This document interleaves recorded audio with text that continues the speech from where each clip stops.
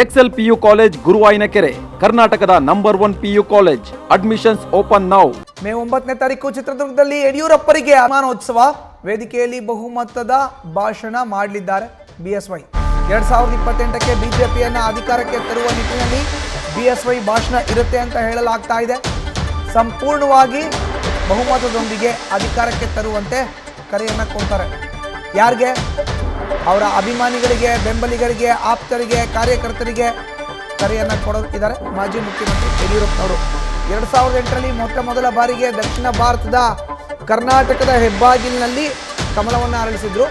But ಸ್ಪಷ್ಟ ಬಹುಮತ ಬಂದೇ ಇಲ್ಲ. 113 ಮ್ಯಾಜಿಕ್ ನಂಬರ್ ಈ ತನಕ ಬಂದೇ ಇಲ್ಲ ಬಿಜೆಪಿಗೆ. ಅದನ್ನು ಮಾಡಿ ಈ ಸತಿ ಅಂತ ಸಂದೇಶ ಕೊಡ್ತಾರಂತೆ. ಹೆಚ್ಚಿನ ಮಾಹಿತಿ ನೀಡ್ತಾರೆ ನಮ್ಮ ಪ್ರತಿನಿಧಿ ಗಣಪತಿ. ಈಗ ನ್ಯೂಸ್ ರೂಮ್ನಿಂದ ನೇರ ಸಂಪರ್ಕಕ್ಕೆ ಜಾಯ್ನ್ ಆಗಿದ್ದಾರೆ. ಗಣಪತಿ, ಈಗಾಗಲೇ ರಾಜ್ಯದಲ್ಲಿ 2 ಬಾರಿ ಬಿಜೆಪಿ ಅಧಿಕಾರವನ್ನು ಹಿಡಿದಿದ್ದಾಗಿದೆ.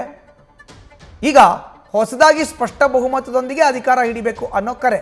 ಹಾಗಾದರೆ ಯಡಿಯೂರಪ್ಪನವರ ಭಾಷಣ ಏನಿರಬಹುದು, ಹೇಗಿರಬಹುದು, ಕಾರ್ಯಕರ್ತರಿಗೆ ಕರೆ? ಮಧುಸೂದನ್, ಖಂಡಿತ. ಯಾಕಂತಂದ್ರೆ ಬಿಜೆಪಿಯ ಕಟ್ಟಿ ಬೆಳೆಸಿದಂತಹ ಯಡಿಯೂರಪ್ಪನವರಿಗೆ ಒಂದು ಆಸೆ ಇತ್ತು. ಯಾಕಂತಂದ್ರೆ ವಿಪಕ್ಷ ಇರ್ಬೋದು, ಸಾಕಷ್ಟು ನಾಯಕರು ಟೀಕೆ ಟಿಪ್ಪಣಿಗಳನ್ನ ಮಾಡ್ತಾ ಇದ್ರು. ಬಿಜೆಪಿ ಇದುವರೆಗೂ ಕೂಡ ಸ್ವಂತ ಬಲದಿಂದ ಅಧಿಕಾರಕ್ಕೆ ಬಂದಿಲ್ಲ, ಸಂಪೂರ್ಣ ಬಹುಮತದಿಂದ ಅಧಿಕಾರಕ್ಕೆ ಬಂದಿಲ್ಲ.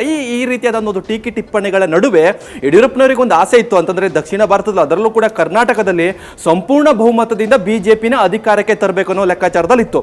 ಆದರೆ ಈ ಬಾರಿ ತನ್ನ ಮಗನ ನಾಯಕತ್ವದಲ್ಲಿ, ಅಂದ್ರೆ ನೇತೃತ್ವದಲ್ಲಿ ಈ ಬಾರಿ ಆದರೂ ಕೂಡ ಸಂಪೂರ್ಣ ಬಹುಮತದಿಂದ ಬಿಜೆಪಿಯನ್ನ ಅಧಿಕಾರಕ್ಕೆ ತರಲೇ ಬೇಕೆಂದು ಪಣ ತೊಟ್ಟಿದ್ದಾರೆ.